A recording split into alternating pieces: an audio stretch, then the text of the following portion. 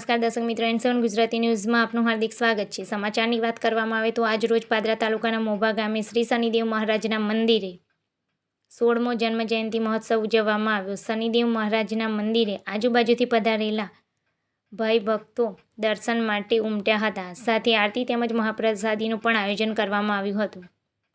સાથે ડાયરાનું પણ આયોજન કરવામાં આવ્યું। ખૂબ સારી રીતે શનિદેવ મહારાજના મંદિરે 16મો જન્મ જયંતિ મહોત્સવ ધામધૂમથી ઉજવવામાં આવ્યો। MD જીતેન્દ્ર પટેલ।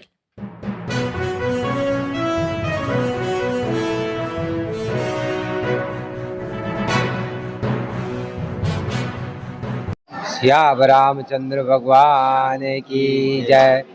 श्री दुर्गेश्वर महादेव की जय। श्री शनिदेव जी महाराज की जय। जलाराम बापा की जय। आज वैशाख वद अमावस्या, आज बहुत बड़ा महोत्सव रखा गया है। आज श्री शनिदेव जन्म जयंती का महोत्सव मोभा गांव दुर्गेश्वर महादेव मंदिर में रखा गया हुआ है।